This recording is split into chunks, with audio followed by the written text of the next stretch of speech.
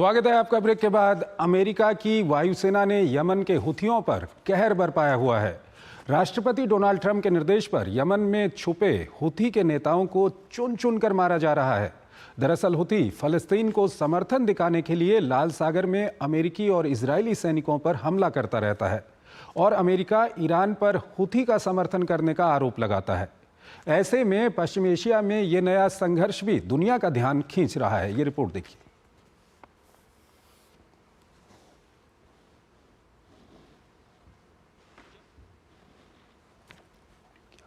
हरकतों से बाज आ जाए, वरना तबाही ऐसी होगी कि जिसे देखा या सुना ना होगा।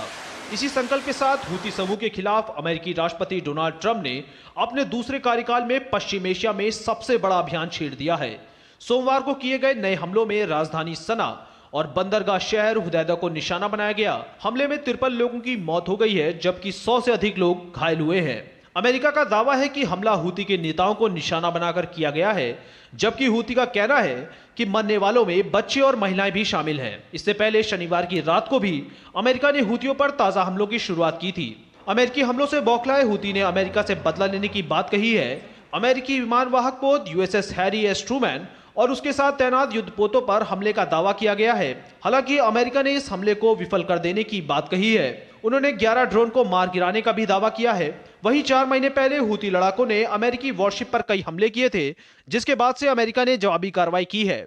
अमेरिका ने ईरान पर सीधे तौर से हुती समूह को हथियार और खुफिया जानकारी मुहैया कराने का आरोप लगाया है। अमेरिकी विदेश मंत्री मार्को रूबियो का कहना है कि ईरानी समर्थन के बगैर हुती समूह इतनी बड़ी क्षमता नहीं हासिल कर सकता है। ईरान को चेतावनी देते हुए ट्रंप ने कहा है कि हुती आतंकियों को समर्थन देना बंद करो। हालांकि ईरान इन आरोपों का खंडन करता रहा है। हुती इजरायल और हमास के बीच संघर्ष में फिलिस्तीनियों के साथ एकजुटता दिखाने के लिए लाल सागर में जहाजों को निशाना बना रहे हैं, लेकिन संघर्ष विराम के बाद इसे रोक दिया गया था। हालांकि गजा को दी जाने वाली सहायता सामग्री पर रोक लगाए जाने के बाद से हुती समूह ने इजरायली जहाजों पर हमले फिर से शुरू करने की धमकी दी है। नवंबर 2023 से हो रहे हमलों के नतीजे में लाल सागर का इस्तेमाल करने वाले जहाज यूरोप और एशिया के बीच सुएज नहर का उपयोग करने के बजाय दक्षिणी अफ्रीका की ओर से अपना रास्ता बदल रहे हैं।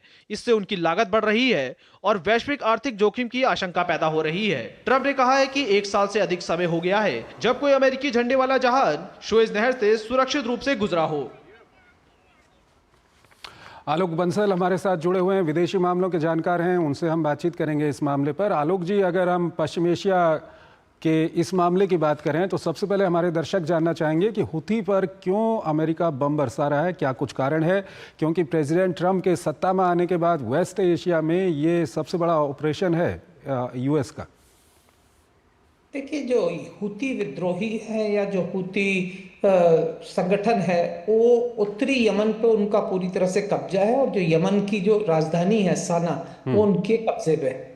और जो यमन का दक्षिणी इलाका है, वहाँ पे यमन की जो पुरानी सरकार है उसकी अभी भी हुकूमत है और उसको सऊदी अरब और अन्य अरब राष्ट्रों का समर्थन है। हुती जो है हालांकि ज़ैदी शिया हैं, लेकिन फिलिस्तीन के मामले में जब से इजराइल ने गाजा पर हमला किया है, हुती कई ऐसे जहाज़ों पर हमला कर रहे हैं जिसपे वो ये कह रहे हैं कि इजराइल के लिए सामग्री जा रही है, रसद जा रही है, या अमेरिका या इजराइल का उससे कोई संबंध है। और अभी जिस तरीके की हालात अभी फिर गाजा पट्टी में हो रखी हैं, जहाँ पे कि पहले दौर की वार्ता के बाद अब फिर एक तनावपूर्ण वातावरण है और रसद सामग्री अब गाजा में नहीं जा पा रही है। ऐसे हालात में फिर से हुतियों ने हमला करना शुरू किया और राष्ट्रपति ट्रंप ने उनको चेतावनी दी थी और उसके बाद आज हमने देखा कि हमले हुए साना और बड़े बड़े शहरों पर और करीब 53 हुती मारे गए हैं, करीब 100 से ज्यादा घायल हो गए हैं। तो जो मारे गए वो हुती ही थे या आम नागरिक थे, ये कहना इस वक्त मुश्किल है, लेकिन खबरों के अनुसार हुतियों के बड़े नेता जो सैन्य नेता थे उनमें से कई इस हमले में मारे गए हैं। उसके बाद हुतियों ने भी कुछ मिसाइल हमले अमेरिकी जहाज़ों की ओर किए हैं, जिसमें अमेरिकी विमान वाहक पोत वगैरह हैं। मेरे को लगता नहीं कि उनकी कोई भी सफलता मिली होगी। वो सिर्फ दिखाने के लिए और शायद दुनिया को दर्शाने के लिए कि हम भी हमले कर सकते हैं। आलोक जी, एक तरफ अमेरिका जिस तरह से हिजबुल्लाह पे आरोप लगाता था, हमास पे आरोप लगाता था, कि ईरान कहीं ना कहीं इनका समर्थन करता है, हूथी के लिए भी अमेरिका का ये कहना है कि ईरान हूथी का समर्थन करता है एक तरफ। दूसरी तरफ ईरान के परमाणु कार्यक्रम को लेकर के कहीं ना कहीं अमेरिका एक तरह का दबाव बना रहा है ईरान के ऊपर। तो इस दोनों मामलों को आप किस तरह से देखना चाहेंगे?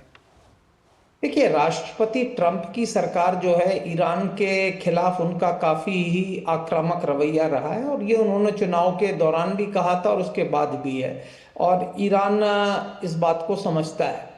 और जहां तक सवाल हूथियों का है, उनका सैद्धांतिक रूप से ईरान से समर्थन है, क्योंकि वो भी शिया हैं, और ईरान से जहां तक मेरा मानना है कि रसद सामग्री उनको जो मिलती है वो शायद ईरान से ही मिलती होगी, जिसके कारण कि वो इस स्थिति में है कि अन्य राष्ट्रों के साथ टक्कर ले सकें।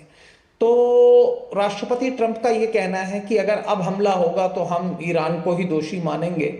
तो ये ईरान पर दबाव डालने की कार्रवाई है।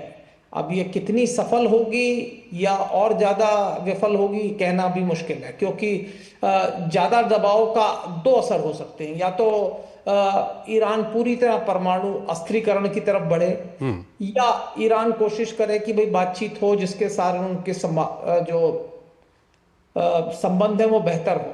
ईरान ने शुरू में काफी ऐसे संदेश इंडिकेशंस दिए हैं कि वो अमेरिका के साथ बेहतर संबंध चाहता है। अगर आपने देखा हो, जब सीरिया में सत्ता पलट हुई तो ईरान ने कुछ ज्यादा कार्य नहीं किया। ठीक है। या जब इजराइल ने लेबनान में या सीरिया में हमला किया तो भी ईरान का जो रिएक्शन था, जो प्रतिक्रिया थी, वो काफी सबड्यूड थी।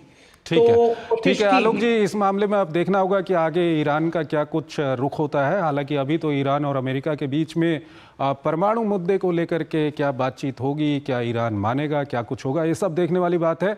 बहुत बहुत शुक्रिया आलोक जी हमारे इस कार्यक्रम में आने के लिए। और अभी हम आपको कुछ और प्रमुख अंतर्राष्ट्रीय खबरें बताएंगे, लेकिन उससे पहले एक छोटा सा ब्रेक लेते हैं।